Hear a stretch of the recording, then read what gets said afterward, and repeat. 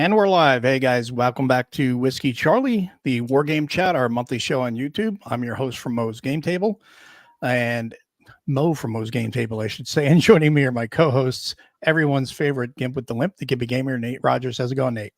It's another glorious day in the core, man. Can't complain. And the notorious dude.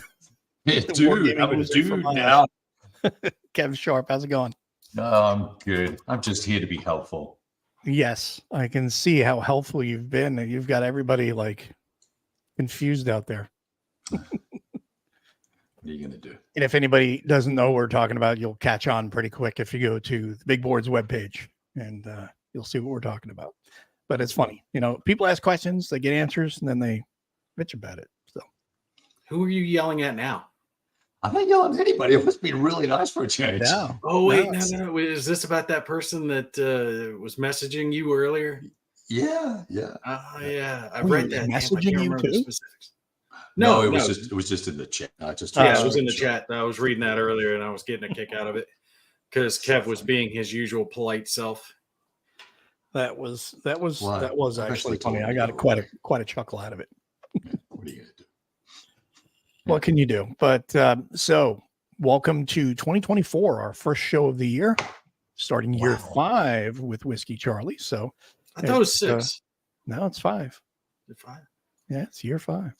Yeah. Started in 2020. So it was 2020, January 7, 2020. So it'll be 20, 21, 22, 23, 24 is 5.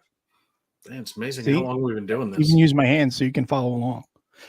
What's going to happen when we're like, well, I guess when Mo and I are in our advanced years, and we talk about when. And shut up. And he's our age. What's going to happen then? I mean, we'll be like, oh, what?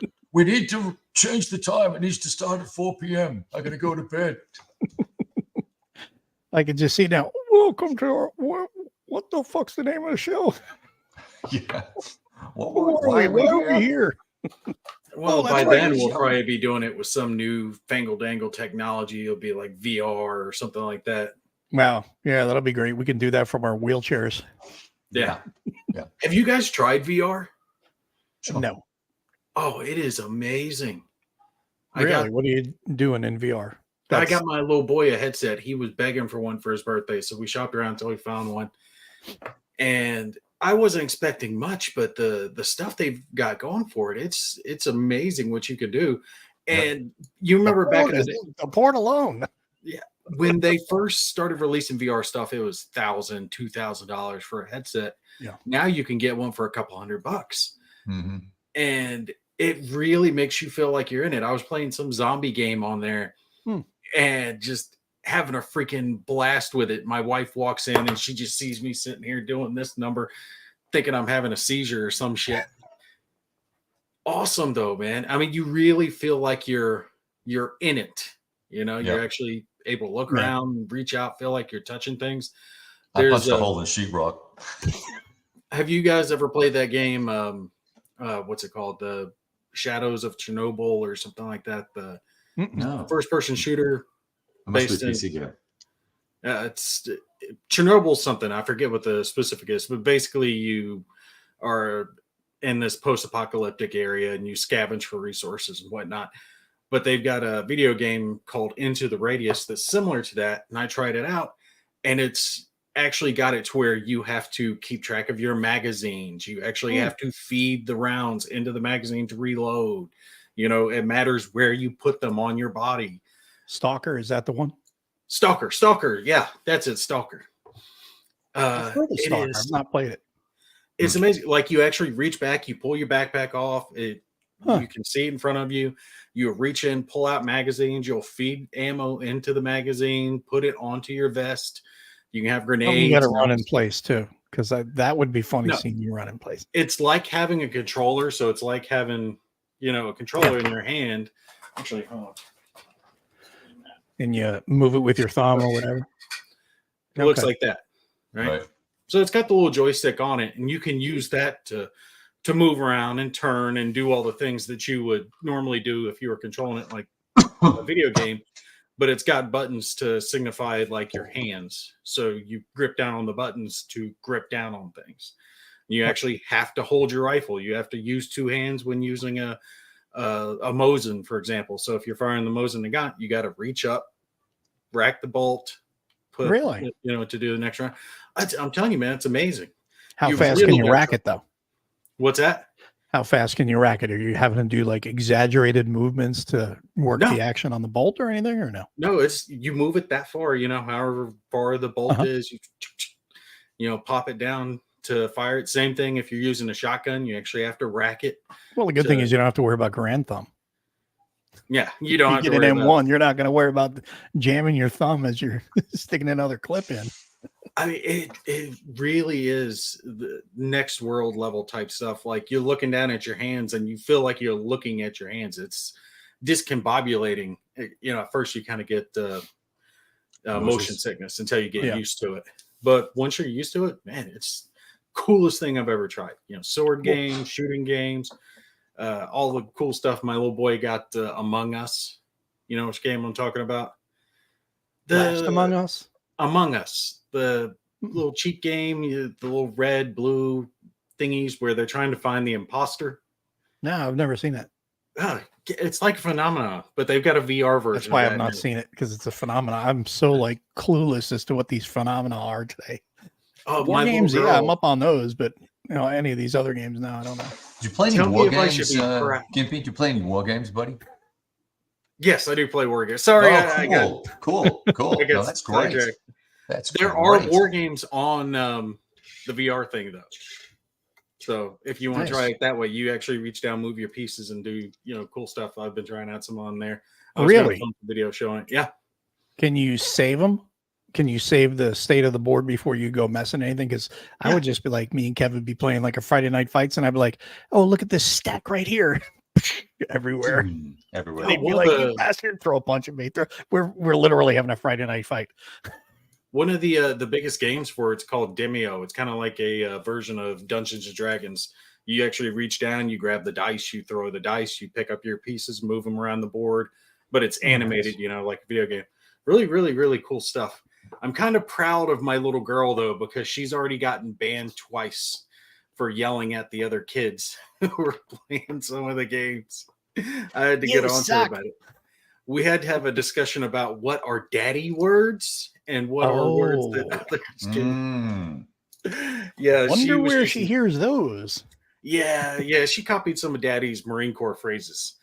And games that have little kids in it didn't appreciate a little girl running around going, "Get the fuck back here!" That's hilarious. Yeah, so she's got get 2 off more your weeks ass, left get in a fight, you little bitch. Yeah, she's got 2 more weeks left on a 4-week ban from the game. Yeah, could you imagine playing that, using those to play like 6 Days in Fallujah? How intense that would be. That would be awesome. Yeah, that would be real cool, especially if you can dim your view. Yeah, they've got military shooters on there, ACOGs, adjusting your scopes, the whole 9. Yeah, I played a yes, couple she of is third person or first person shooters. I've not played any of those yet. And done the there's a like a, what do you call it? Like you're in the circle in the Colosseum. Barbarian, fighting gladiator style. Gladiators. Yeah. Oh, that would be cool. Yeah, that's pretty fun. That's the one I punched the hole in the white wall. Did you win the fight at least? You lost the one against the wall. Did you win the virtual fight? Yeah, I did. I think so. I'll tell you, VR is actually something that is dangerous to war games as cats are. Because I was playing in my office, moving around, and I went to swing, and I had a war game set up on the table, and my hand just went right across the whole thing. Counters went flying. Oh yeah, I cried over that one. I was a little upset over that. Had to crawl under the table, find the pieces. You got to be careful, man. One of these days, you're going to be doing that. Your wife's going to open the door, walk in, and say, "Nate," and then whap, you're going to hit her right in the face, and that'll be the end of your VR playing forever. Yes, there's a boxing game I use for exercise, so I've had to warn her, like, just if you come in and I'm swinging, just stay back because I can't see it. I don't want to pop you one. Anyway, sorry, I didn't mean to distract us with VR stuff, but war games, yes, they're awesome. What are you guys playing in the war game stuff? War games. What are war games? I want to know more about VR. Incoming. There you go. Have you played anything new, Nate, aside I've from got VR? Black Horse on the table. Oh, you do have it on tap. Have you played it yet? Yeah, I've got Uninterrupted. got it started. Doing scenario 2 with it. Did you play scenario 1 or just No, jumping scenario right into 1 was scenario like a 2? training thing. I wanted to get more involved with it. Actually, after now getting my hands on it and get into the rules, it Mhm. almost feels like a little bit of a smaller version of World at War 85 in a way, in the way that the order system is different, right? Mhm. It's not that traditional I go, you go type Yeah. conflict. You have the ability to push it. And I really like that the system for the game. It needed something to set itself apart. There's a plethora of World War III, war gone hot games out there. Sure. So this one has its command system, the snafu and whatever. Yeah, I think it's pretty smart command Mhm. system. Yeah. I've been This enjoying needs my a little time more with it. polish, I think. The rules, the player aids, things like that need a little more cleaning up. Other than that, though, I mean, that really does have, from all that I've seen so far, it definitely has all of the earmarks of a series. You could just have your opening here for the Fulda Gap, and then you can do the next section, kind of what they're doing with the C2 series. And then you have one overarching, just one big, huge campaign of all of them together. Yeah. I think that would be pretty cool. I don't want to hate on the game, but I got to ask, did you guys have the same problem with the counters? You don't have to ask, because I think everybody that uses those counters has the same problems. Yeah. All right. So Yeah. I wasn't the only one yeah, pulling out an no. X-Acto blade. No, it's yeah, just, X-Acto it's Blade's just the only that printer. I forget which one it is again, but Superior. yeah, it's just he shouldn't be printing counters. Dude, No, it's like a they're ghost not. cut pizza, man. Yeah, that is the biggest weak link with the games that they do is the counters. They need to get a better counter, a better printer for their counters, because that is definitely, for a $15 or $20 game, you might not complain as much. Even then, it's like, well, just do them all with someone else. But when you're paying $55, you expect $55 quality. Yeah, it's Tiny Battle started out as a folio game company where, Mhm. and you got kind of, $20, $25, and you slap it on the table, you play it once or twice, you're like, that was cool. And you throw it in the trash, give it to a friend, or stick it in the library, right? But now they're boxed games and they're $55, like you said. So that's too expensive for crap counters, and they're basically not good counters. So there's that. Yeah. It feels like it's about $15 over costed. Like it should just a little bit less than it is. Yeah, I think if they had whacked it in at like 35 or maybe even $40 or something like that. But look, a box is going to cost you $3 or $4, and he's only making probably, I think it's aren't they print on demand? Those are print on demand. Yeah. Yeah. But I think I think with those he may order a set amount ahead of time. I'm not sure if he gets a deal with a couple hundred, right? Yeah. But you got to think total cost, because when you add in taxes and shipping to it, you're looking at paying 65, 70, maybe a little more. So that cheaper side of the game starts to go away once you look at the total amount that you have to pay to get it in your hands. Right. And then when you pay that amount and you get the counters and you're having to spend an hour carving them out with an X-Acto blade, it feels like a little much. Yeah. The gameplay is great. Yeah, the gameplay is great, and the map's nice. I like the map, and the rule book's good in terms of its layout and all the rest of it. But it's missing. It's missing a final proofing and polishing and better charts, wording. And much better wording, and there's redundant sentences everywhere. So it just needs a proper cleanup. And my understanding is, based on having spoken to either two, or did I speak to three? Two playtesters, that the designer was really not open to feedback and criticism. So, that's on him. I've kind of gotten that read on my interactions too, but that my thing at this point, it needs to be explained to him. Listen, dude, no one's here bitching at you. We're no one's yelling at you saying you suck. They're saying, hey, this is what could make it better, Right. and everyone's trying to help. So if you want this to be a one and done, you got it. If you want it to be 3, 4, or 5 games, well, then you need to get on the train and go with everyone else on it, because you've got a lot of support. So yeah. I mean, I looked at those rules 10 years ago or 8 years ago, whenever it was he first started doing it. And I really, Mark sent it to me and to my buddy in Austin, Pete, and he and I both had a quick read of the rules, and he's like, "Oh, this has got lots of cool ideas." And I said, "Yeah, but I mean, then back then it was every bit of 35, 40 pages of rules." And I just said, for what he's trying to do, it's too much overhead. No thanks. And I opted out of helping. Well, the rules are half that size now. Well, yeah, I know they're awesome. They're way better, but not. When a rule book's first written, especially by a designer, unless they're an editor by trade or really good at writing, they're going to be, overly wordy, and that's where someone has to come in and say, okay, I'm taking this, and this out, because this is redundant. You've got about 4 pages of redundant BS in here we don't need. And you've got 2 paragraphs, and we can explain it in two sentences. We're going to condense it here. Things like that. And that's what you want as a designer. Say, listen, I'm just vomiting all of this on paper, so someone who's better with words can do it better. It does have a little bit of that feel of it was written by someone who almost anticipates you knowing the rules, at least part of them, before you read the rule book. Yep. Mm-hmm. And that's something that always plays against the rule book, in my opinion. It needs to be written as basic as possible, so that if this is someone's very first war game ever, they could pick it up and learn how to play it. And this one doesn't read that way. I know we're kind of hating on it. Y'all don't take us wrong. I mean, I like the game. I think it's a good game.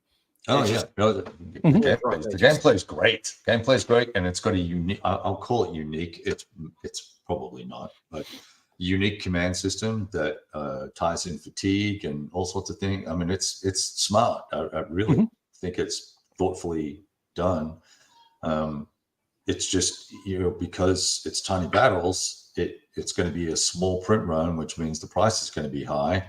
Yeah. It's not Salerno from Mark Simonich getting 3,000 copies printed and sell it for $43, and it's a super high-end product. It's 200 copies from Tiny Battles, and the counter's kind of not great, and first designer issues. And now I will give the designer credit, Arrigo, that some things were changed and he was not unaware of them.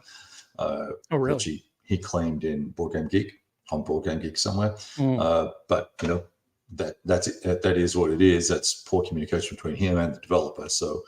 But yeah, I like it, and it'll be going on the table again once there's a fresh set of rules. Thanks, Tony. How's it going, Tony? Yeah, I mean, that's the thing. None of us dislikes the game or hates the game, and I think really, if anything, I think as kind of, I don't want to say picking on the game, but criticizing it is all from a good place and with good intention, because we like the game. We like Mark. We like the game. We like Tiny Battle. We like what they put out. We want to see it even better. We want to see it improve. So that's why we're kind of, for lack of a better term, I guess, passionate about it. We want to see it. I love hypothetical World War III. So I'm like, this is, it's like 80 to 85% of the way there. It just needs a little bit more to get it to 100%. And I think there's a value expectation too, right? When you mess around with the counters, and then the feedback needs to be a little bit better from the designer, but it's all good. Well, no, you don't get malaria before playing. This is not Devil Boats. That game committed the cardinal sin, in my opinion. The first roll of the game, you can kill yourself.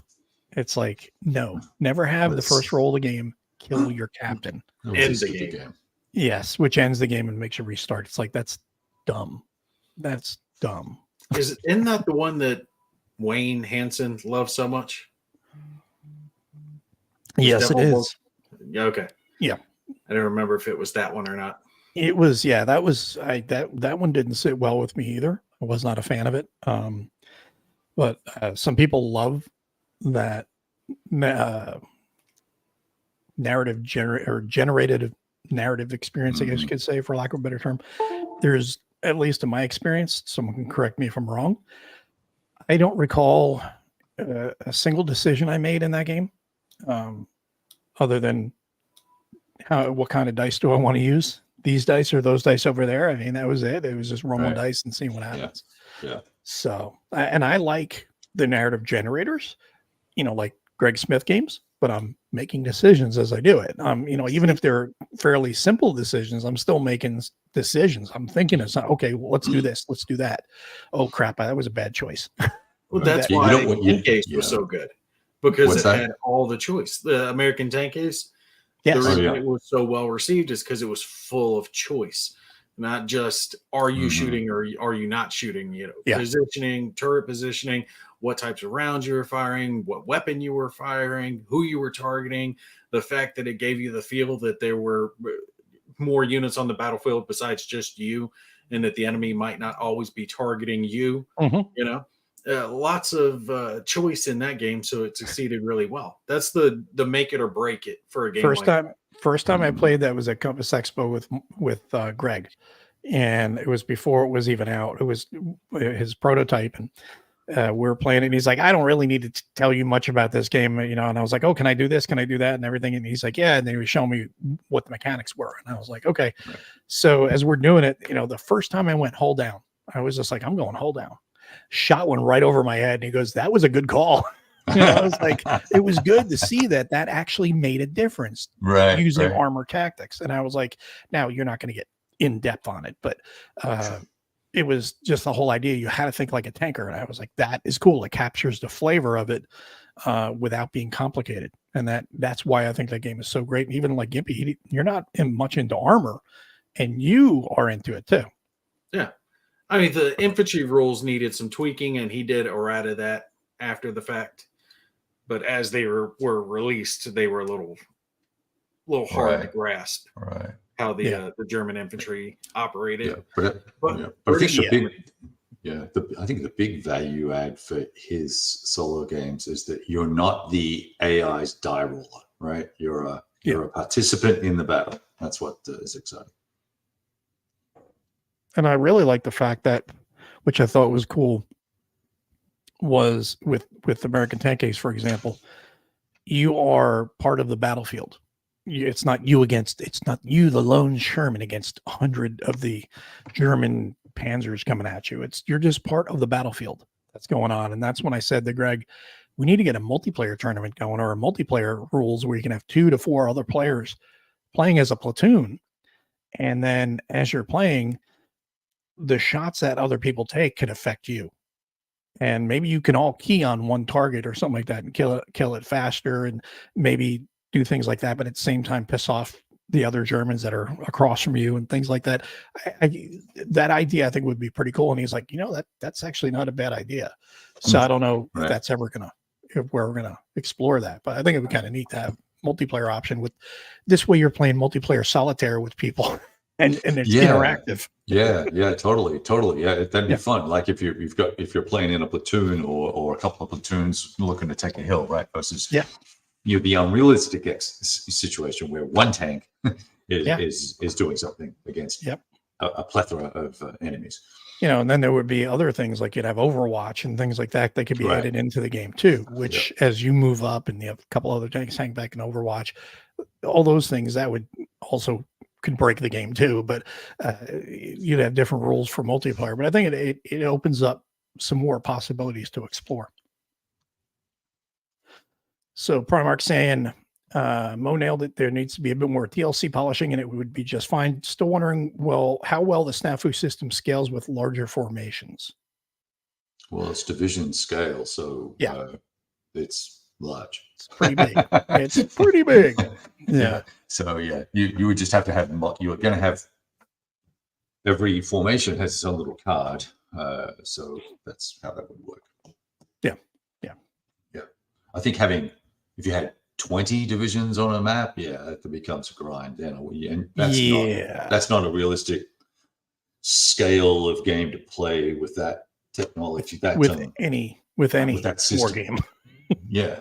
Well, especially at that scale, right? I mean, it just don't make sense. You would need 4, 5, 6 maps, and that becomes hard. You'd need like you'd need to go to CSW and play that for the entire con Right. and try to get through 2 turns, 3 turns. Yeah. Well, you're welcome to Grognard Simulations, right? Yeah. So, How did your interview go with Black Horse. with Yeves? How do you say that?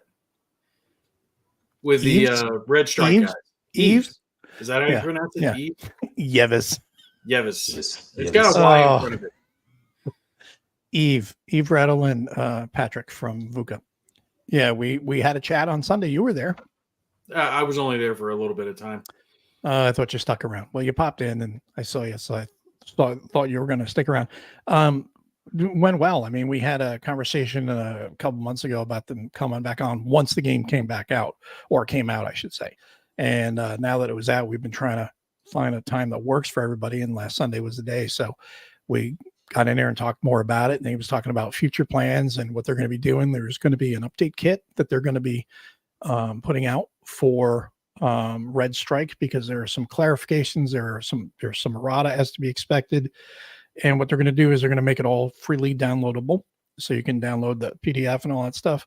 Cool. Or for whatever, they don't know the exact dollar price right now, but for X amount of dollars, like 10 or 15 bucks, I'm just throwing out a number, you can get the physical components. So that way, basically all they're doing is covering their cost and shipping. That's it.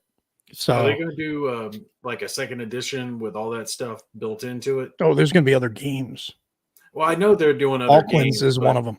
They're If looking they're at going to you. do like a second edition, I was thinking I might wait till they do like a second edition and pick Don't it up then. don't wait. Just get it. Just get it. Because yeah, they may do a second edition, but it may not be for a little while. So they still have copies of it now.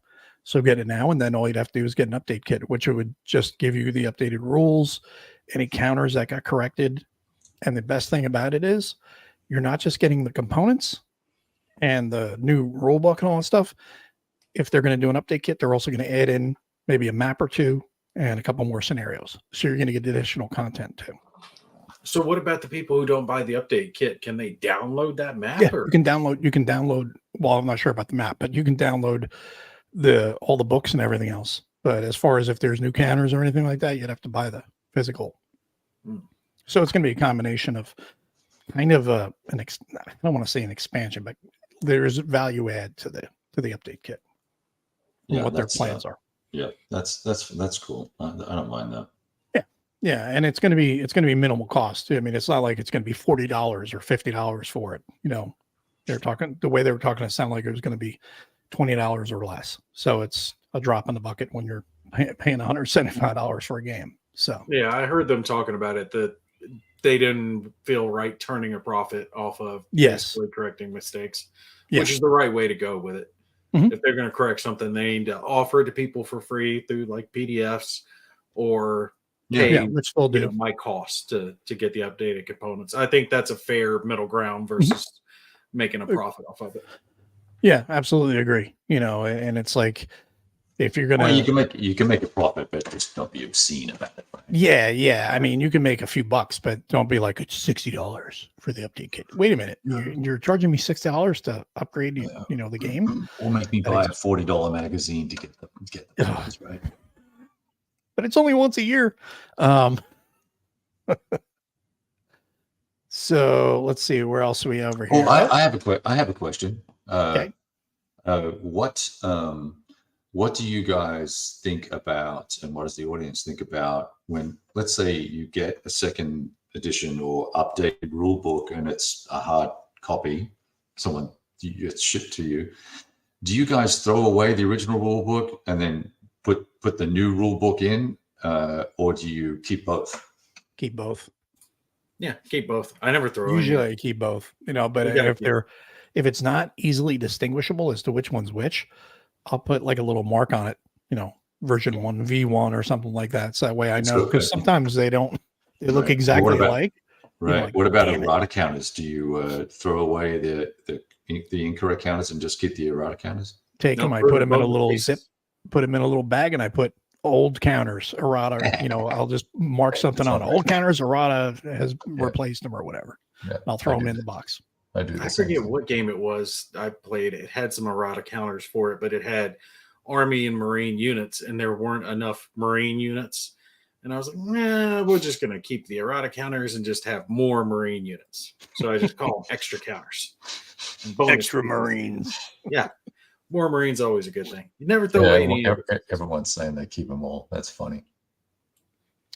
Did we see the Viking DVG Kickstarter? I did not. I really don't even notice anything from DVG anymore. Yeah, I didn't even realize I was still making games. That's cool. Yeah. So I even keep the blank counters, man. Always keep the blanks. Yeah, always Always keep keep the blanks. I mean, come on. Let's not be crazy. You can turn those into extra pieces in case you lose one. Yep. And was this DVG's coming out with another game, a Viking version now? Yeah, Viking. Viking what? Is it a Viking game or is it a Viking Warfighter? I've stopped Warfighter. keeping track of Norse fighter. Have you even heard from them? I have not talked to them in years. Yeah, I haven't heard anything from them in probably 2 years. Yes, the Vassal mod has been released, and there are a couple updates that need to be made on it too. So something about the NATO cards and something else. I can't remember what it is, but there's they're going to make some changes on that Vassal mod. Wait, is it Release. Warfighter Vikings or is it Viking Commander? Because that's two different series. I have no idea. I'm calling it Norse Fighter. I bet you $1 it's the commander. It's Warfighter, sorry. Warfighter. Oh, by the way, Nate, you got that game I sent you. Since you and I got the game you sent me, and I played it. Have you played your Dacto yet? No, it's the next one going on the table. I've got, like I said, Black Horse on the table now being filmed, and then I'm going to put that one on there afterwards. And actually, I'm probably going to do the hockey game first and then that one. We'll have to see. I've got a list of games that need to be covered. But yeah, I am getting that one onto the table as soon as I can. Thank you for sending it, by the way. Oh, yeah, no worries. And thanks for the dice. They're cool. I use them all the time. Well, if you like Red Strike starting in 1989, then you should read Op Plan Folda. It's a really good book. It's the same thing. It starts in 1989. Just wish the base game was not $180, but you get what you pay for with VUCA stuff. Yeah. Oh This yeah, you one's got Trick coming. Shot too. Yeah. Wow, the box got really small. This one just came in. I've almost got all the guys painted up, and after I get them done being painted, Oh, that might be why. Are they? Do they all fit in the box? Yeah.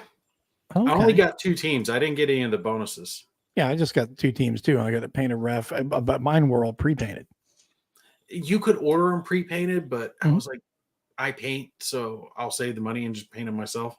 And it's not hard because I paint, but I saved the time and bought them. I know. Let somebody else do it. It's got the cartoony look to it. Yeah. The game seems like it's fun, like something. It's a neat that game. My kids would like. So It's actually a lot more interesting, a lot more fun and involved than I thought it was going to be. I kind of was like, this might be cool, it might be kind of silly, but I was like, no, it's actually really good. why is it the blue is going away on me? Yeah, I think it's some of the colors. It looks pretty good though, from what I see. I haven't finished painting the red ones. It's not like it is well. pieces. Yeah. Or you can kind of see it. I'll be filming it soon enough. I really wish they would do like a board game version of that old video game, the Mutant League Football, Mutant League Hockey. Yeah. Yeah. You guys remember those? Oh yeah. I mean, I guess Blood Bowl's kind of like that for football, but I wish they would make a hockey version. I always loved that game where you could kill the opponent, the opponent players. Yeah. That would be cool. I'm just kind of catching up on comments that I'm a little behind on. Yeah, everybody, Little as you behind. said, everybody keeps them. So Viking Commander, Wow. Okay. is that the name of Awesome. it? Seriously? So like, do you command a fleet of ships or it's not Norse Fighter? No, evidently So what scale is Dacto? That's company, right? No, Yeah. It's smaller, Well, I think. no, it's individual. it's individual troops because the chips are like ones, chips tens, represent fives. guys. Yeah. Yeah. I think I'd say it's like platoon scale. Yeah. Probably like, I would say probably platoon scale. There you go. They were soldiers. Let's see. That's the one I have. I had dinner with the guy who was there Sunday night. Really? Yeah. He was there at LZ X-Ray? Mm-hmm. Damn. Talk any stories? Oh yeah. Yeah. He was a pathfinder. Damn, that would be something else. With The those guys. entirety of the troops on the board represent a battalion, I think, if I'm reading that right. So that would have to be it down like platoon scale. Platoon or of company, yeah. squad. Yeah, maybe it is platoon. I don't know. I thought it was individual guys. Each chip represented between 5 and 10 guys. Yeah. And you had a soldier on top. And then to represent infantry or guns or whatever. Yeah, that would be a squad level then. Yeah, maybe. Well, that would fit with the amount of stuff because the vehicles are individual vehicles, I think. Wouldn't be squad level though, because you're Squads talking are about 10 men. Just squads depends. are about 10 to 15, 12, 13, something like that. But you're talking, you can have stacks of like up to 20 or more. So now so you're that talking would platoon. be a platoon. Like a stack would be a platoon, Yeah. but each individual piece represents like the squad. Yeah, like a fire team to a squad, depending, because some are 5, some are 10. The colors offer the different values. So you can break it down to fire team or into a full squad. Well, an understring squad, For But- those of y'all who haven't played the game that we're talking about, it's kind of like Axis and Allies. It's got those tiny little miniature pieces with it and whatnot to represent all the different units. Just a different scale than Axis and Allies, where those pieces represented like armies or aircraft carriers. Yeah. Right. This is really scaled down. They actually just finished their most recent Kickstarter, Cadet Games, Really? which was, I think it was the beach landings, Really? Normandy. Hmm. I'm having a brain fart. I can't remember. I remember it was Cadet earlier Games? part of the war. Let's see what they have on their website. To the cloud. Yeah, because I just covered the Market Garden one, and this one was before it. They got some Is that what it was? to Vangerwolf? Yeah, it was France. What am I thinking? France 40 ANA. Okay, so they do, because they do have the Axis. They got Blitzkrieg 40, Arnhem 44. They've got Hamburger Hill, Dacto. They were soldiers. Well, yeah, Drang. Way. Yeah, he's right. Blitzkrieg. That's the word I was trying to remember. I couldn't remember. Yeah. Blitzkrieg 40, Battle for France. Yeah, they got It's the one some that they pretty just- neat games. They have some interesting games in development. Bat 21, Kotang Island, Black Hawk Down. And then they also have another one. I think another Vietnam game. They also have a Cold War game that they were supposed to be doing. I think it's either them or I don't know. It may not be them. Maybe what's the name of the company that did the Desert Storm game that Brian sent to me? I think it's them who are coming out with the Cold War game. So Will, are you talking about? Well, I know what game you're talking about, but do you hear about that from me when I was announcing that? Because I'm definitely looking forward to that one. It's a Mantic's version of like Epic 40K. So the scale down, instead of having a Marine, you'll have like a squad of Marines. is very Mantic small one of the vehicle. bad publishers No, they're that good. screwed people over? Okay. No, Mantic's fine. Mantic Accurate is kind of simulation. like the poor man's Games Workshop, except they put out games that are at affordable prices. Whereas Games Workshop will charge $300 for a box, Mantic will charge $100 and put more in it. Yeah. Hmm. Yeah, it's accurate simulations. They've got the Vietnam War in production, the first Cold War in production. They have a card game, Fleets and Flotillas, that's coming out this year. Rommel in Tunisia, and World War II in Europe. Mies Argonne is undergoing artwork. Imogen War of the Samurai Invasion of Korea, 1594 to 1597. Ooh, that could be interesting too. So we got some interesting games in the You know, works. you there. can screen share, show people. I what you could, know. but I didn't. I love it. Screw me then. So that's interesting. Yeah. Well, So I hope you enjoy it. Yeah, So it's no a complaints. little bigger than the Epic scale, but it's still going to be the smaller version, so you can get more units on the board. I'm really looking forward to it. I'm hoping they do right by the game. What'd you think of the linebacker game, Primark? Being that you kickstarted it.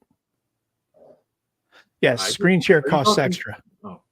No, I was talking to Primark. He said that he kickstarted a linebacker game. So that's the ones he did. They were soldiers. They had that linebacker game. So I'm curious to hear about that one too, because there's no coverage on those games really anywhere. Mm.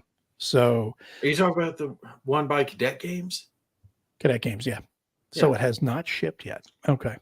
I talked to him about that Mhm. because I was getting onto him. I'm like, look, dude, you would get more. Well, don't get on to somebody if you're trying to help them. You get on to somebody, they're going to be like, "Screw you, dude." Because he had sent me, heads up before in the past, and I was like, look, I'm not trying to tell you what to do, but you have got to get your games in front of an audience. You don't have to send it to me. You can send it to whoever, but find a reviewer that you like and send it to them so they'll cover it, because people now are so used to seeing it on YouTube. They want to see that preview. They want to see it being played or at least opened up and shown. Yep. So they can make a more informed choice than just looking at the Kickstarter. And basically, he had gotten screwed by some people in the past. From the little I remember him telling me, I think he had done some paid for reviews and they did a very poor job of it and didn't really put a whole lot of effort into it. And he's like, I'm sending them the game, I'm paying them this money, and they're not, doing whatever. Sure. And I was like, look, if you don't want to work with me, that's fine. You don't have to work with me. I can tell you some other guys I know that will cover the games, whatever. But just find someone you can trust and work with them so you can get We'll that reach out to him again. Let's get him on the show. Yeah, his name's We can Kevin. talk about his game. Yeah. His That's name's nice, Kevin yeah. too. So we'll have Kevin. Don't be such a Kevin. All right, Kevin. Gonna be such a Kevin. First it was Karen, now there's Kevin. Well, you Yeah, can't it's blame Karen. him because he's not the only publisher that's had that same excuse. No, I know. Well, Which well, people screwed him over? He didn't say. see, that's another I thing I know. don't like is name and shame, man. Somebody screws you over, name them. That you Seriously. can't really name and shame someone without risking causing hurt backlash back to yourself. If they said to you, if a content creator, first off, a content creator saying you need to pay me X amount of dollars for a review, number one, that's the big red flag. Don't send them money. You're Right. sending them a game. Don't pay them for a review. And if you paid them money and they didn't do anything or they did it half-assed, then I would just be like, no, these guys, they asked me for money. I didn't get my money's worth. Yeah. Hey, It depends on the Or pay review. them after the review's done, first of all, right? well, yeah. You guys remember I talked to you guys about that drama that happened. Damn, I can't remember the dude's name, but he tried to extort the company, and he wasn't asking for a few $100s. He was asking for like 9,000. For what? For a review. Who's asking $9,000 for a review? Oh, God, I cannot remember the 9,000. dude's 9. name. Not 1, 9. Yeah, it was not hundreds of dollars. Basically, he told the publisher, and this wasn't War Games, this was Run of the Mill Games, that they'd already done some filming of it, and the current videos were bad reviews. Oh, But I if they remember. wanted to pay and have him do extra, time with the game, then he's sure he can, learn the rules and understand it right. And, they put in that effort, and then, we'll put out a different review. He roundabout said, you can either not pay me and I'll put out a bad review, or you can pay me and I'll put out a good review. I do remember that because it's when the guy released all the emails. Yeah. And he Yeah. dropped it, and that dude lost thousands of subscribers Yeah. in a short period of time. But he was not asking $200, $300. He was No. asking thousands It's to, like to do. The unit economics don't work unless it's a 50,000 unit run for a start. But Yeah. anyway, I mean, I can Well- understand if it's some of these Kickstarters that make $1 million, $2 Simon. million. yeah. Yeah, but You want to do they've a already got Zombicide people that- thing? You want me to do a Zombicide review for you? No problem. Give me 10 grand. I'll do it. It's not like you ain't making millions of dollars on the damn thing. Well, I mean, people like Becca Scott, they're going to charge for their time because they have high level production quality work going into it and a pretty face there at the forefront. Well, that's the main shtick is she's Right. really pretty. And then you add in the production values. Yeah. And that's one thing that is true. If you're doing the production, you're putting in the effort to do, proper editing and things like that. Yeah. That costs time. And if you're doing a review though, it's kind of a conflict of interest to pay for it. If you're doing a preview, get paid for it all you want, because then it's paid for advertising. But a review should be critical, and it's hard to get paid for something that's critical. Yeah, it's a fair point because you can't trust the person at their word, Mhm. if they're getting paid for it. That's why I've always made not effort, but I've always, if I've ever been sent something said at the beginning of the video, they were nice enough to send me a copy so people know, hey, it was sent to me, keep that in the back of your mind for whatever comes out of my mouth. Sure. I'm Well, not go ahead. No, I was just going to say we're all technically legally obligated to disclose that they're free games. So, but anyway, I don't mind saying. I mean, people have a right to neither do know. It's not going to change my opinion. I'll still say whether it's good or bad. And I've mentioned it before. I've had companies before where I've put out a critical review and then it's ghost in the wind. I don't hear from them anymore. And it seems like if they get a bad review, they're happy as long as I'm happy. Oh yeah. But if I say something critical, there's a war game publisher that I'm a friend of that I gave a critical review of one of his games that he sent me for free. I didn't hear from him for 2 years. Damn, Fabrizio really blew you off that long? No, it wasn't Fabrizio. I know, I'm only kidding. But there's a reason why I mentioned him. Yeah. Because talking about getting this guy on from Cadet Games, we're going to be having Fabrizio on, and I think Tony too, correct? Yeah, talk about the fate of all. The fate of all here in the next couple of weeks. So stay tuned for that. That's why I threw out Fabrizio's name. That's cool. On a Saturday, I think tease. is the plan. On a Saturday afternoon is a plan, so they can do the time zone thing. Sure. We don't want him up at 3 a.m. like he has been in the past to be on our show on a Tuesday night, which is very unfair. It's like, dude, it's 3 o'clock in the morning. What are you doing up? But I stay up till 3 a.m. every night, man. Yeah, but you don't have to get up in the morning early. True. I don't have to get up early for work. So there you go. Well, I still have a work day. Like I get up and once I do my morning bullcrap, I'm usually working on either editing, rendering, filming, sound work, whatever it is. I do stuff to keep myself busy. Waiting for the sticker shock. Oh, that one's going to be $180 minimum. It's going to be expensive. Yeah. There's a lot of counters. Yeah. Really? You think it's going to be that expensive? A lot of mats. Yeah. Well, you know what you're getting for. You know what you're getting when you get something from Thin Red Line. You know the quality you're going to get, and the quantity, the depth of the game you're going to get is there. So to me, it's just like with Red Strike, you're getting a lot of game in the box. You're getting high quality production. You're getting a lot of game. Whether it's going to be for everybody or not remains to be seen. I mean, with Red Strike and with Fate of All, it's just one of those things where if you're into Ancients, you're going to be digging it. I really think you will. Yeah. 100%. I really love, and you love that too, the Great Battles of History, right? Mm-hmm. Yeah. You've covered a lot of that ancient type stuff. So this one should be all up your alley. Yeah. I've shuffled some pieces around on the Vassal module and done the rules and stuff. Read the rules and everything, but the Fate of All, is that out already? No. He just sent me the test module just to goof around with. I probably wasn't even supposed to say that, but whatever. Little bastard. Look at me. Green with envy. Oh, Ken, no offense, but we didn't even know you were gone. I'm only kidding. Welcome back, buddy. Banish all their fears. Have not. No. Not Don't even into know what it. that was. Yeah, Banish all their fears. Who is that?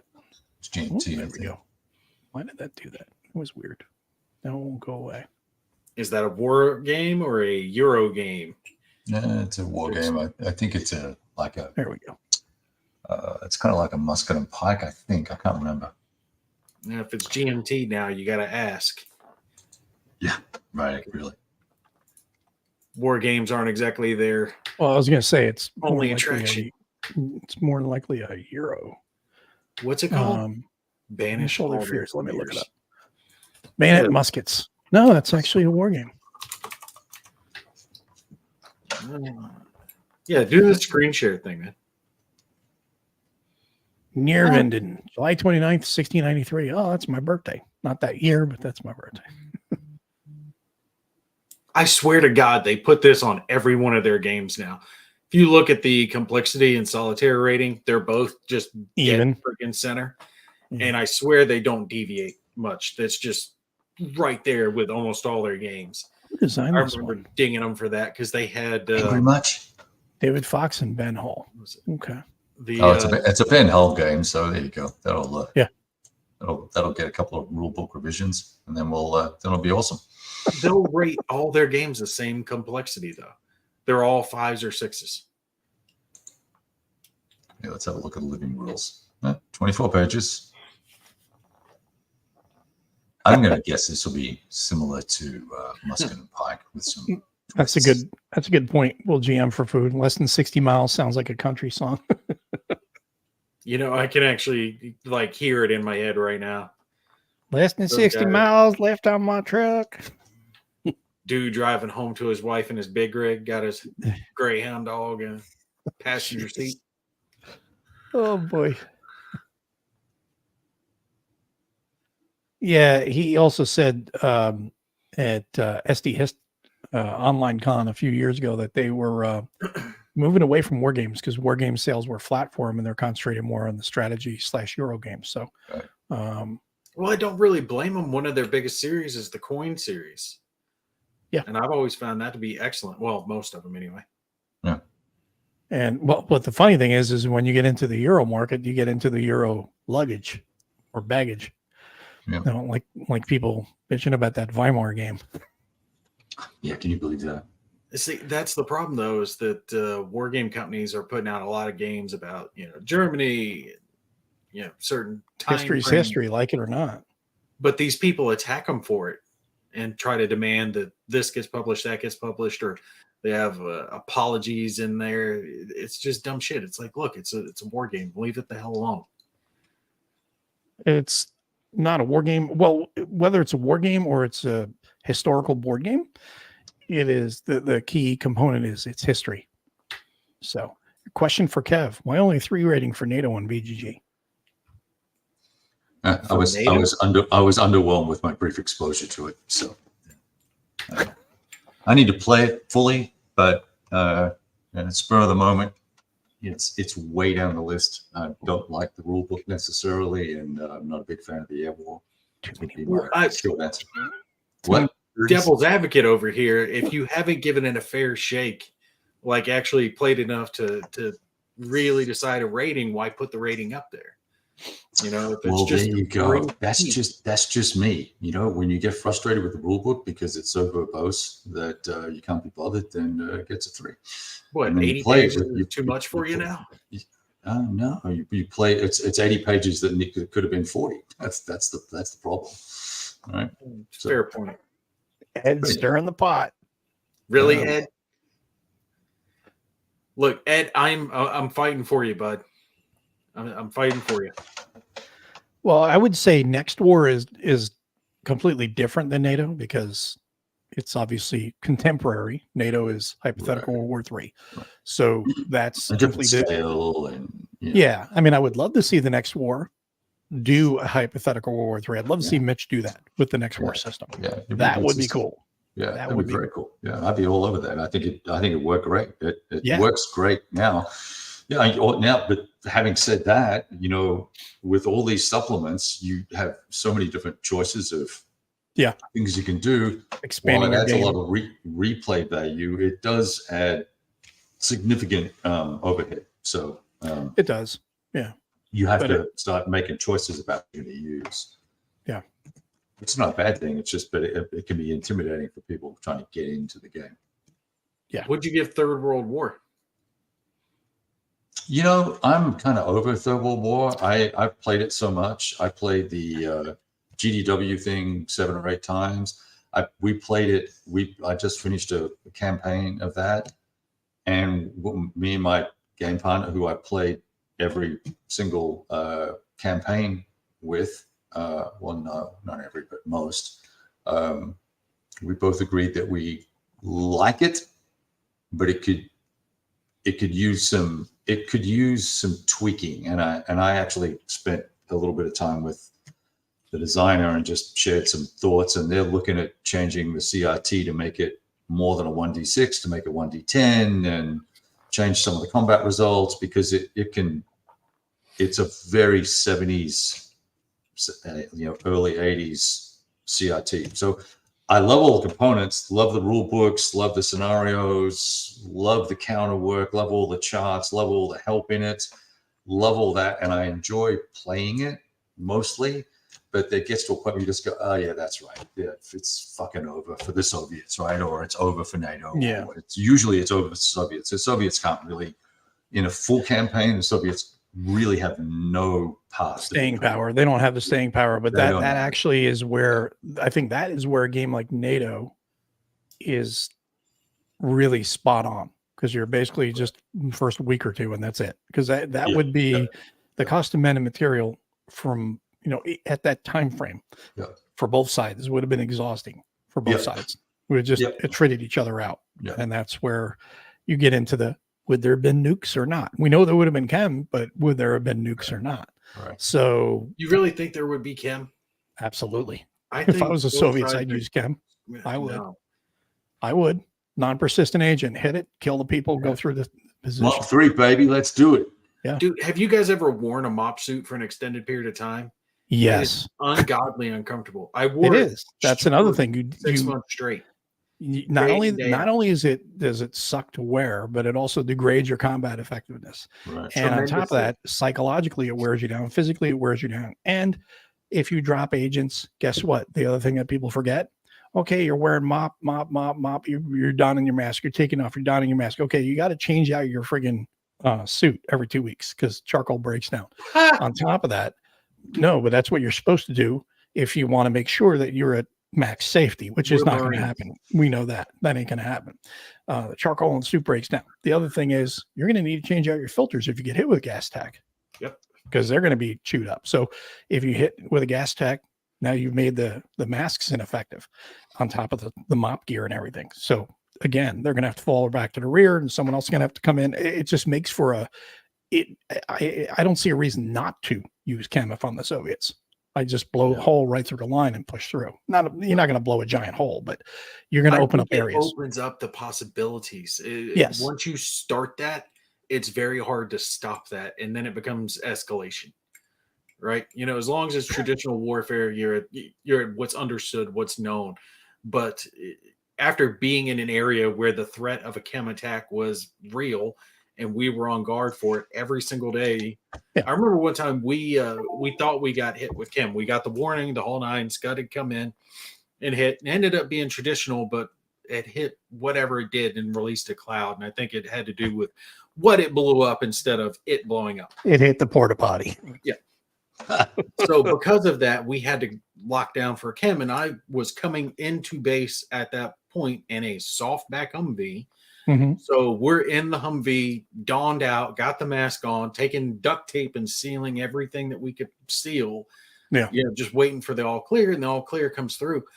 But the point is, it's so debilitating, and it angers those who do survive so much that it just escalates. I just don't see that it. In the real world, you're going to use it against those who can use it and worse back to you. Right. But Because the there's guys, just who are, no the stop. guys who are getting pissed off about it aren't the guys that are making the decisions about using, escalate. Exactly. I know. So, no one cares that you're uncomfortable, dude. Just get over yourself, right? Well, Go the thing put a fresh filter in and get out there, right? yeah, the thing is, Will, what I was saying on this is, I'm not worried about the Soviet dropping back on us. The Soviets would be dropping it first, and maybe the only ones dropping it, Right. because they would just use it as they're on the attack.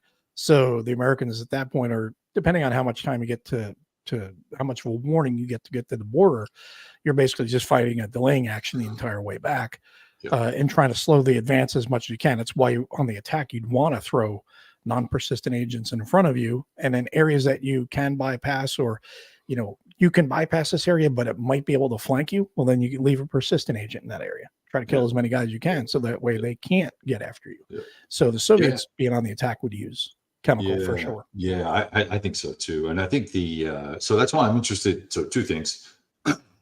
The escalation route in World War III, which is what we're talking about, the Compass Games, reboot of GDW, right? Chadwick's game, has an escalation issue, right? Because it takes a while even just to get to chem usage, let alone new usage. So, and I think the Soviets would have used chem off the bat to punch the hole, get to the Rhine, and get the war over faster.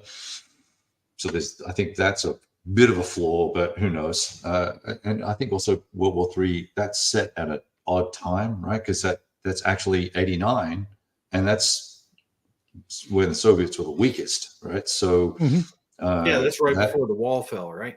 Yeah, right. So, and it's I forget when the original game came out, but positing the capabilities of the Soviets in the late 80s, they actually made them pretty fragile. So, they were past 85.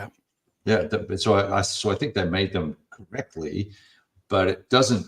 I think it would have been a better game had it been set in the 70s when the Soviets were at their peak. Yes, and the US was not scaling up. The US was trying to get its act together technologically. I think you would have a much more balanced game. And if that, and my suspicion is that that's coming as well. So we'll see, right? That may be coming as well. Besides other areas and other, global. They're doing other map sets and other bits, right? So we'll see what happens. Well, see, the problem for doing a Soviet NATO or a Warsaw Pact NATO in the 70s is you've got a strong Warsaw Pact. You've got a weak NATO because the U.S. is coming out of Vietnam. The U.S. military at that point was a giant cluster. It was a mess because you had the drug culture that just went rampant through the military. And then draftees, and the draftees and stuff. Sure. So you had a much weaker force. And then it started to get turned around in the late 70s and the early 80s. And that's by the mid 80s is when the US was at its peak and the Soviets were starting to wane. So 85 would be perfect. I think 85 to 87 at the furthest out would be the best as far as having a more equitable fight. But once you get to 89, that's when you also have the argument though for 89 that it's only a couple of years after they are starting to falter. Their economy's going to shit. They don't have any money, but they still have the equipment. They still have trained people, and they have desperation on their side. So they want to, the Soviet hardliners want to hold on. They're going to go one last bull rush. So that would be the only thing that does allow 89 to still be a positive or a possible outcome. But what's their ultimate goal? Right? Like, this is something I never understood about the Third World War. Get to the Rhine. Going hot. All right, so they get to the Rhine. They take Germany. Then what? What? Do they take France? Do they take Spain? Do they keep going? Do they stop there? Well, at that point, hopefully NATO sues for peace. Right. That's really their goal, Scandinavia, to get NATO to sue for peace, to cause enough damage that they just say the hell with it. Well, and also economic riches and population and the accumulated wealth that's there. I think Mhm. it's a classic empire building strategy, but then it's also build a buffer zone. So because that was arguably that's one of the theories that their strategy was like we want to extend to the Rhine to have a bigger buffer. Okay, what's the US going to do to that if that's the case? Are they going to nuke West Germany? Probably not. No, right? no. But they sure might nuke the hell out of Moscow and other places. So then it gets into a bit of a goofy But Moscow would not want to get. thing. You see, that's where you get into the whole mutually assured destruction. Right, For us to right. nuke Moscow, they'd have to nuke New York or Chicago or something here in the Right, states. right. If you hit our homeland, we'll hit your homeland. Otherwise, Yeah. we'll keep it in Europe. And that's where that can go all different. You have arguments for that all you want, but or all different ways on that. But the thing is at that point we were both so powerful with nuclear weapons that thankfully that never happened, because that would have been very, very bad. You want to talk about climate change? For peace. That's my thing. I don't see them. That's what they suing would for want. peace. That's what they would want, but I don't That's think what the US Russians would. want. But No. we're not going to just say we'll just keep Germany, because all that's going to happen is they take those resources. Those resources will be gone in a matter of years, and then they'll just want a bigger buffer, a bigger piece of the pie. They'll want to push farther later on. So they'd There's want no to be reason like to end the NATO. conflict.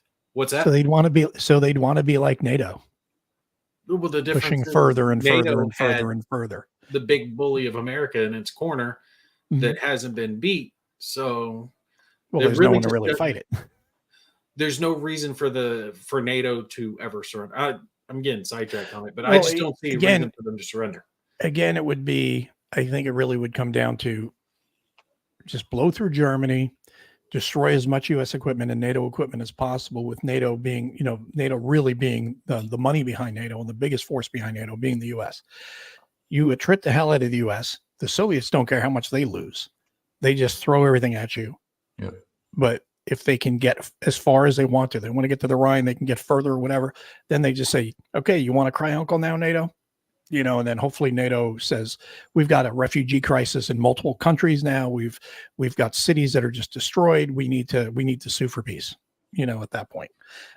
Again, would that have happened? We don't know, but we do know that with the level of mechanized warfare at that time between two near peer, very, very much peer enemies, the men and material loss would have been very high on both sides. Yeah, and also keep in mind you've got the break. The Soviets got the breakdown of the Warsaw Pact, right? You've got all those countries looking to revolt at the drop of a hat, right? So yeah, that's the other if thing. they can too. show strength, that they would maybe be able to bind those parties together and enforce their will. I don't know. There's a lot of factors in all that, but anyway, it makes for good hypotheticals, and I don't know that I don't think it really impacts gameplay per se. Whether No, but it makes for a great conversation. Yeah, I just don't see any. It's kind of like the war in Ukraine now. There is no win for the Soviets. There is no win for Russia. Well, there is no win for the Soviets because the Soviets aren't there.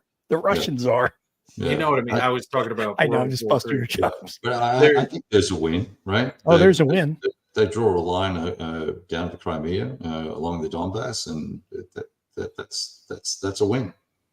I The don't Russians think- aren't knocked out yet. And how much money has the U.S. put into that war to fight a proxy war using Ukraine?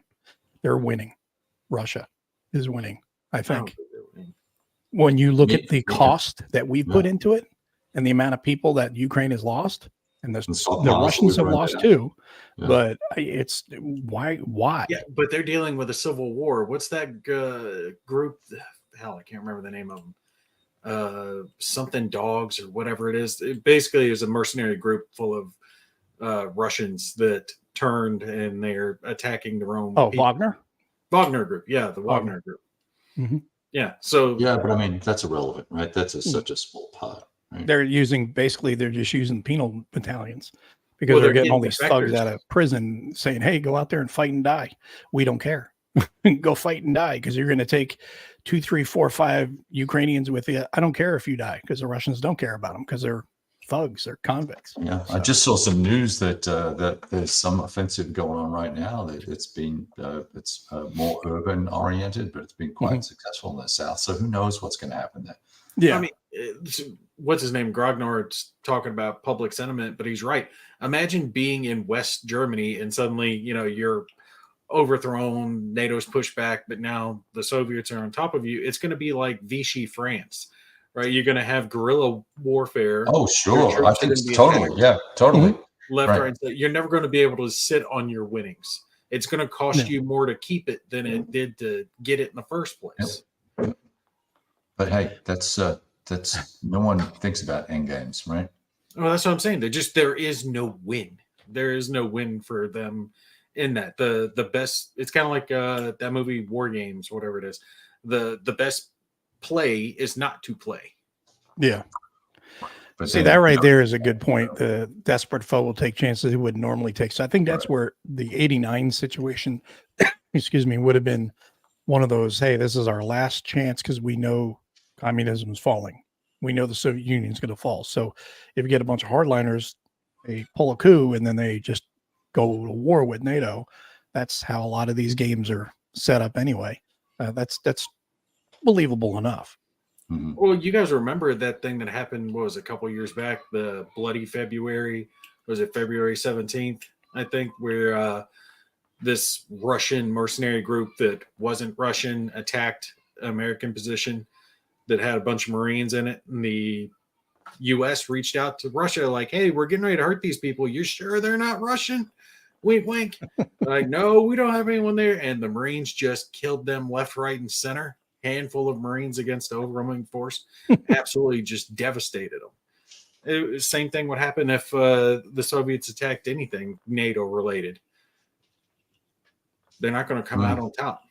I think they know Well, they're not going to. if it's well, obviously, given the current status of the war, if they can't overthrow a third world country with $60 billion in ammo from the United States, I don't think they have a very good chance against NATO. But NATO is a bit of a paper tiger in of itself as well. Just all the numbers you see for the German army, they're all drones. They're all last fake. I mean, figures I heard, they had 5 actually functional Leopard tanks. Most of them are all scrap or pieces or in mothballs or whatever the case may be. But the biggest army in NATO was Poland's army, and the most effective army is Poland's army. Well, everything has changed. Yeah. The GWAT changed everything because everybody, was all about counterinsurgency, and now they've let vehicles go to shit, and now you've got everybody changing. I mean, look what they did. The Marine Corps took out armor, took out some artillery, some infantry, some air that was going away anyway. Right. And now, upgun pedal pirates and the Army is kind of the similar boat. I mean, all our branches now are not at the level that they were 10, 20 years ago. Speaking of 10 or 20 years ago, Second Fallujah, turning the conversation back to war games. Yeah. We're talking about war games, just real war games. War and games. War and games. Yeah, no, I just wanted to say thank you for the game because I really enjoyed it. Second Fallujah is really good. I gotta say, they did an excellent job with it. It plays very, very well solitaire. Yep, really good game. So that is definitely a fun one. It really is a good one. If you've not gotten it yet, guys, Second Fallujah from Paper Wars 103. Yeah, it was 103. Paper Wars 103. Definitely pick it up, and you can even check now because there's 8 more days to go, I believe, in the sale. The Compass Games holiday sale goes till January 31st. So jump on that and get a discounted price on that, I believe, on the sale. Looks like Tim just got a copy. Yeah. You're going to dig it. It's really fun, Tim. Yeah. I mean, they portray it rather accurately with few exceptions. And the fact that, like, the American forces don't suffer enough casualties in that conflict to actually represent, like, removing counters from the board. So you don't remove counters from the board. You lose points. Mm-hmm. And the bad guys, the insurgents, lost massive amounts. So they're counters get ripped off left, right, and center, but they're almost infinite. So you can never really take an area. You have to try to control the entirety of the map, or at least all the points that are most important to you. So it's how to kind of work the puzzle so you can control everything that you need to, while using that handful of blue Iraqi. They make a much bigger deal of Iraqi security forces in that game than they ever were in real life. Yeah. Those guys were nothing. Oh, there we go. Mitch saying he's got second Fallujah just arrived already on the table. Solobot wasn't part of it when I played it years ago. It's very well done. So now that Mitch is here, let's pitch Mitch on next war, next World War III. Next war, World War III. We were saying, Mitch, how next war system would translate to a mid 80s, early 80s, maybe late 70s or something like that. 70s to 80s, World War III between NATO and Warsaw Pact. So hop to it, man. Yeah, I'm sure he'll just pot that one out. Oh, yeah. Anytime you're ready. Yeah. You can use the Under Iron Sky order battle. There you go. There you go. Now, I get it. The Iraqis were a political thing, but even when we were there, those guys were not around very much. The most I saw them, they were guarding a few bridgeheads that we weren't really that concerned with. They were never involved in any actual operations. All right. The only Iraqi I saw on any regular basis was interpreters. I don't even know if those guys were Iraqi. We had a handful of those guys. The rest, any of the rest, we treated like insurgents because you couldn't trust those little bastards as far as you could throw them. Whoever paid them most recently is who they're going to listen to, if you're lucky. So no, they're not important. They should have a much smaller scope in the game, like half a counter. But you also have to remember, too, you have to keep in mind it is a game. You know, it's a war game. So you have to have balance in there.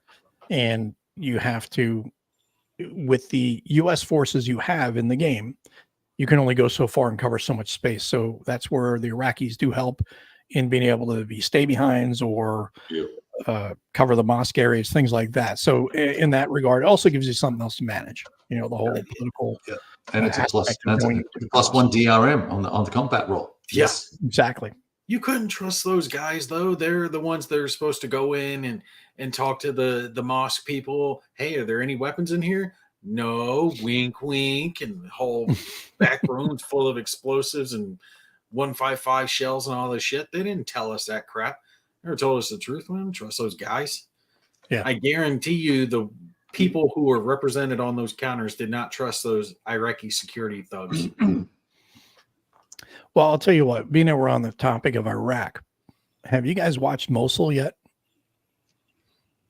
No. Anybody in the audience? I'm going to tell you right now, go put it on your watch list. It's on Netflix. Fantastic movie. It is a really good movie about the Iraqis fighting in the city of Mosul. And it's about the Iraqi SWAT team. And these guys, to be part of it, and this is a true story, these guys were real. Everybody that was on this SWAT team, they were the police, and they were the SWAT team for that area, and they basically became a military unit at that point. Everybody that was on this unit either had been wounded by ISIS or lost somebody from their family to ISIS. They were basically on a revenge tour. And part of what they did was go in there, kill these guys, and then they take pictures, selfies with the dead bodies so they could show their families what they did to get some, reparations basically for what happened. Nice. It's a good movie. It's a really well done movie. Can't blame them for that. So put it on your watch list and be ready to watch subtitles. That adds to it, I think. Makes it better. That's very cool. I mean, I told you guys before in 2003, when we first crossed the berm, the first Iraqis we ran into, I mean, yeah, they had AKs, but those things were barely functioning. And the moment they saw U.S. forces, just arms up, they were given. I mean, these guys were conscripted. They had someone come into their hut, point a rifle at their family, and say, either you go fight the Americans or we kill you all. Yeah. So those are the guys that you're talking about join those little security forces, and I don't blame them. Yeah.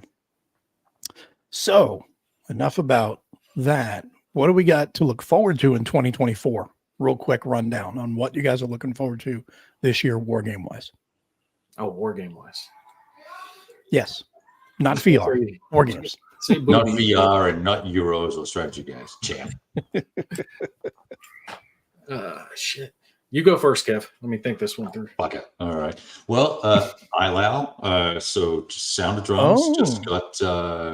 I said on my video that it was my actual production copy, but I got a note that it's not my production copy. So I may end up giving this one away to someone if they at some point. So got that in. All the components are glorious. Just going through the rules. The rules probably could use one more player aid, I think. There's a lot of little DRM bits and pieces that need to be kept track of that I'm dealing with. So excited about that. Excited about New England Simulations ILAO. I think that's called Winter or something Victory in the Winter. I can't remember. Winter Victory. Winter's Victory. Winter Victory. Winter's Victory. So that's unfortunately I made a mistake and ordered 2 of those, which is an expensive mistake. Oh darn. So I will, that's going to sit on the shelf and shrink until it's out of stock, and then you're going to to it's out of stock. I can sell it and recoup a little bit of money. And then, so I'm excited about that. Panzer North Africa is in my immediate, window of things coming soon. So that'll hit the table super quick. I've got Road to Stalingrad coming from Nuts Publishing. I did have it on pre-order.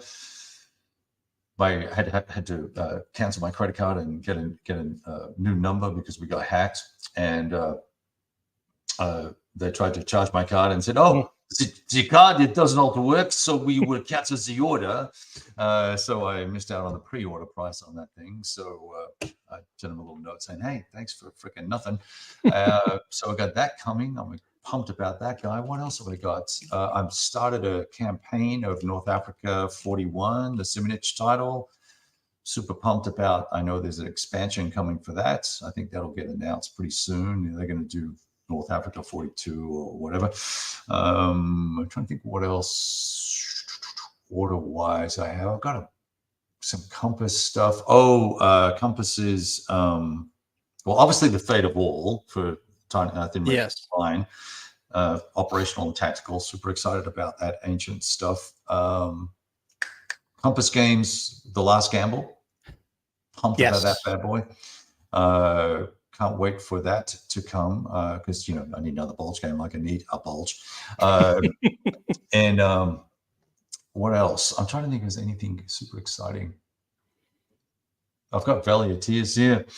Haven't touched it yet. I've got I just got Crimea in, and I got 2 old SPI games in recently, 2 monster SPIs, Highway to the Reich and Wacht am Rhein. So once I get into the house, which is, who knows, February-ish, maybe, I don't know. We're going to set up some monster games and get after it. Well, that ILAO game from Sound of Drums. Yeah. You're pretty impressed with that so far, right? I'm impressed with the components and the attention to detail. I like the formatting of the rules. I like the counter art, the way it's put together. I think it's going to be more sophisticated than Hexasim's Rising Eagle system, less complex than, say, Pratzen Edition or Zucker's Napoleonic Library of Battles. So I think it'll be, I think it's not for mature audiences only. It's probably like a mature audiences only versus 18 plus, and it's certainly not Hexasim, which is kind of down at a simpler level. But like I said, I haven't moved enough counters to even have an opinion. And Air and Armor, damn, yes, I'm waiting on that bad boy as well. Yeah, those 3 right there are on my list. But going back to ILAO for a second, the reason I was mentioning that is because this has not been, I'm going to bring this up for the first time. There's going to be more details to follow, but Uwe is sending me a copy of ILAO. Not for me. It is not for me. This is to be auctioned off to help Mark Ruggiero and his Oh, wife. cool. He's basically pulled out all I the thought stops. Compass put out What's that. that? I thought Compass put out that game. No. Sound of Drums. And he's going to be sending like this mega box. It's in a wood box. Oh, the wooden box one? You can auction that off? Oh, It's awesome. gonna Yeah. it's gonna be like top shelf everything. So when that comes in, I'm gonna shoot basically I'm gonna unbox it. He wants me to do an unboxing of it. So I'm gonna do an unboxing video of it, and then we're gonna release details on the auction for that. And all the money is going to Mark. And that was a very, very kind gesture by Uva. And I think I strongly recommend anybody who's interested at all in Napoleonics, go check the game out, go support him because he's supporting us, a fellow brother wargamer. So definitely really appreciate the efforts he's putting in for that. Hey, let me know when you get that going. I'll do a heads up video to send people that direction. Yeah, Sure. ditto. Do the same thing, and I'll even make a bid just to pump up the price. We also need to put in a prayer that Mark's wife, not to be too cold about it, but if she decides to sell his collection later on, that she does not sell it for what he told her he paid for all the games. Well, I think he's been selling it off himself, so he's been making sure to try to get the value of the games, which is good. That's why I told and he's my had mentor, friends helping him too. So I was like, if anything ever happens to me, go to Mo. Don't try to sell it for what I told you I got it for. yeah, she'd be like, he said he bought all this for $140. No. Yeah. Don't sell it for that. I'll buy it for $200 from you. Then you'd be like coming back from the dead to kick my ass. But yeah, Aaron Armour, Last Gamble, Atlantic Sentinels are definitely on my list as well. Also, Phantom Fury 2nd edition is coming out from Nuts. Yeah, from Nuts. So even though I still have my 1st edition, I'm going to get 2nd edition just because, and I'm looking forward to that. And then I'll decide whether I'm going to keep the 1st edition, give it away, or sell it, or whatever. But I definitely am not giving away the 1st edition until I get the 2nd edition. Fate of All definitely looks interesting. So we'll be talking more about that here in a couple weeks as well, because anything Thin Red Line does is just always fantastic. Well, Next War Iran, another Next War Iran, of course, that's another one that is played that awesome. It's Next War. So Next War, it should just be Next War : Instabuy.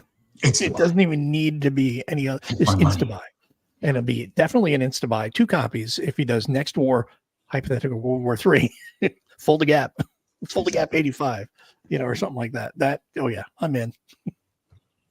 So yeah, that's I think that's mostly it for me. What about you, Gimp? You guys have said most of them. I still need to do Silent War from Compass Games. I've had that one on the list to get done for a little while. And I was wanting to review this when I got it in, but I'm so mad about what they did that I'm having trouble bringing myself to put it on the table. The Heroes of Normandy series. The big red one. They had their Kickstarter, Battle of Khan. Surprised you didn't do a Kev Sharp and burn it put it on video.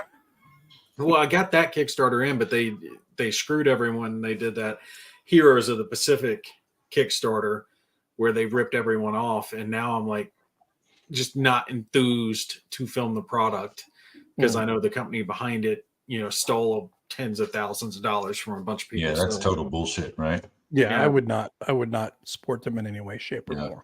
Oh, so Gimpy, real quick, and I don't want to interrupt you, but it's might be a good point for folks that who are watching.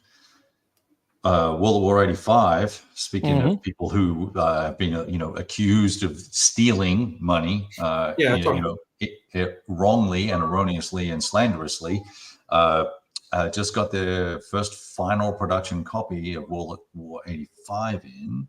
So I think that might end up shipping soon, and I'll be waiting for all the apologies to come in from the folks that were so rude to Lock and Load Publishing and David, attacking him personally and his wife, and exposing his personal financial circumstances. Very unkind, and uncool.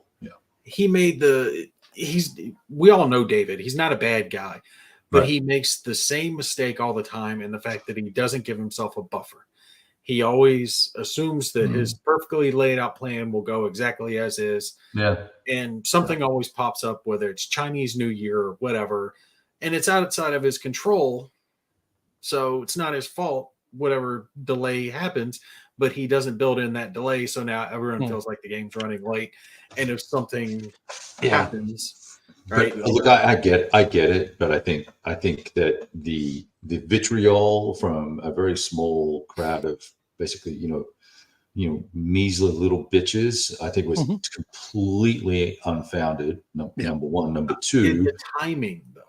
Yeah, but it's not that. But it's not the timing. I don't believe it's the timing, Nate. He has stated to me several times, I want the game to be ready, and then I'm going to do the Kickstarter, and then I'm going to print it and ship it. Now, what happened this specific time, at least with World at War that I know of, was they got the pre-production copies in, and there were a bunch of bullshit that was wrong, that wasn't fixed and done properly, and that's on Keith Tracton and the playtesters, right? So David's the CEO. He's not looking at every There was game. a production issue too, because they had to change. Yeah, sure. they ran into some of that too. Yeah. Yeah, sure, I get it. But for this one, it's yes, is it late? Yes. Am I annoyed it's late?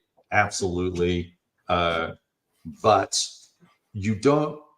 If I said to you, Nate, that your wife was a bad person and was the whole that she'd gone and done evil things, and that you were filing for bankruptcy and you're an asshole and all this other stuff, and said all that stuff online just because you haven't got your little fucking piece of cardboard. Sorry for the swearing, but if because you didn't get your little bits of cardboard on time, that's some serious grade A bullshit. So anyway, no, sorry you're for not cutting saying you off. anything I don't agree with. I've put out plenty of videos attacking publishers for doing wrong, right? And I don't think he has in this situation. I think it was late. A combination of a lot of different things went wrong that pushed you back. But you're right. It doesn't account for all the attacks that happened. But like I said, I think it had to do with the timing and the fact that other publishers had done shady stuff around that time, like right before all that happened. So with others doing shady stuff, some of these guys took it and ran with it and were like, well, if they're screwing over people, that's probably what he's doing too. So there's I'm part just of gonna that. get There's done. also part of the thing.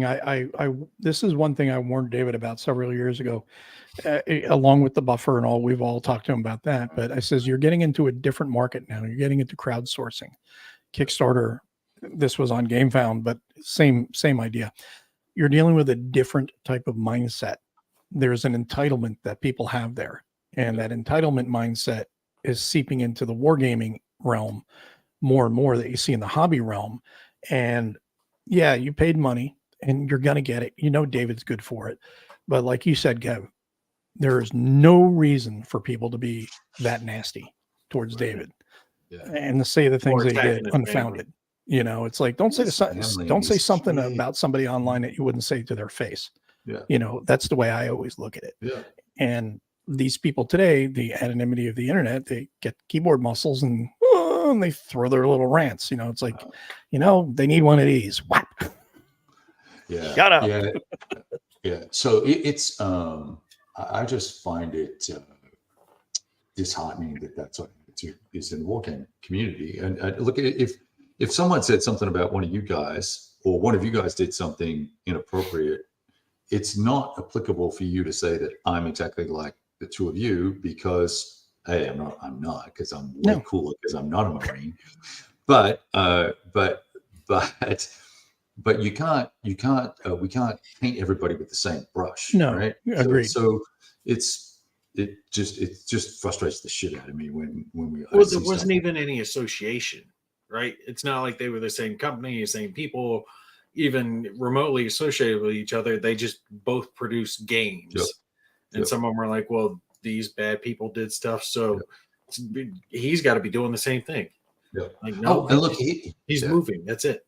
And I think his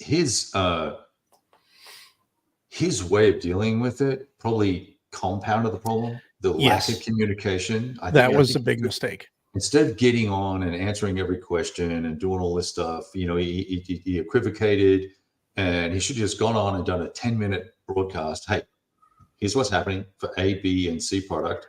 Wait a minute, David, do a 10-minute broadcast? Yeah, I know. Yeah, between him and the crew there. So I just with Devin and co, I just get on and give everyone an update. Yeah. And tell them what's going on, and then you're done, right? You don't have to answer everyone's questions and pander to people.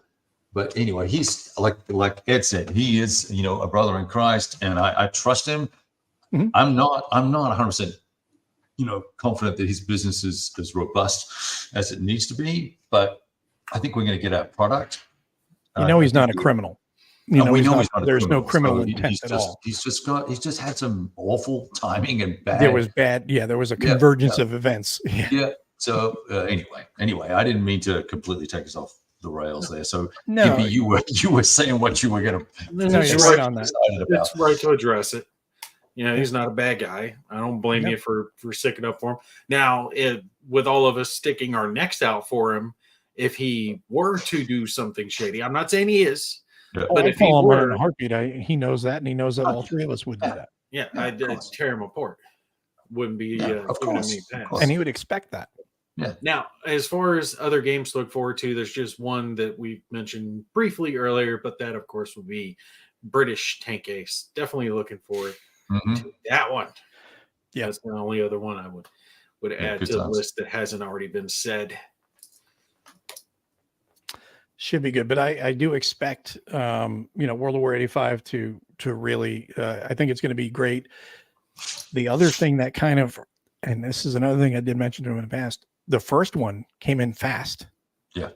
Because everything was done ahead of time. Everything went as smooth as it should have gone for the second one. I says, now you've set a standard you have to live up to. Yeah. If you trip at all, they're going to devour you like a pack of hungry wolves. Yeah. And we saw how that worked out. So Well, do you sometimes remember that other game? Because remember, we went to that WBC, we saw the prototype kits and everything for World of War 85. Mhm. There was this other game there that had been in development for something like 11 years at that time. And I think it's still waiting to be published. What game is that? I don't know. The East is it a Front tactical one? game? I'm talking about Conflict, dummy. You mean Contact Now? Yeah, Contact Now. Yeah. I'm talking about Conflict, dummy. You mean Shut up. Contact Now? Oh yeah, that one. Shut up. You know what I mean? Yeah, that one. People are still waiting on that one from Compass, and that was supposed That should to be late out this year. I last believe that's coming out late this year. No, it's Mhm. not. I believe it is. No, it's Oh. not. Well, the way things are going, who knows that guy? Who knows? I wouldn't have said anything if he hadn't pulled that crap that he pulled. But I still to this day do not understand why he came out slinging mud at people who never spoke ill of him, did bad towards him, anything. Yeah. Well, I it's the think- internet, dude. That Yeah, really pissed me off. yeah, I'm done with that guy. Yeah. I mean, We people don't, like even, that. we don't even need to say his name. No. All right, I'm going to need to roll. Yeah, we're gonna wrap it up here because we're a little over time. But I Yeah. wanted to thank everybody for joining right, us here Tony. tonight. What's that? Tony in the comments. I have no idea. I want to thank everybody for joining us tonight. Really appreciate you being here, and stay tuned for a couple of things. We're going to be having another Whiskey Charlie here in a couple of weeks to talk to the guys from Thin Red Line Games for the Fate of All. And also there will be more information about the ILAO auction, which will be to benefit Mark Ruggiero. And that's thanks to Uva from Sound of Drums Games, and really go out and support this guy. He's doing a lot of good things for Brother Wargamer. So definitely support him back. But for my co-hosts and I appreciate you all for Let me say one thing before Oh, we send off. just rolling, man. He had to cut me off. You guys stay tuned. Next month, February, I'm going to be doing a game giveaway. So you guys stay tuned for the announcement for that one. There we go. That was it. Anything for you, Kev? Sweet. Yeah. Oh no. All right. Well, have a great night, everybody. We will see you in a couple of weeks.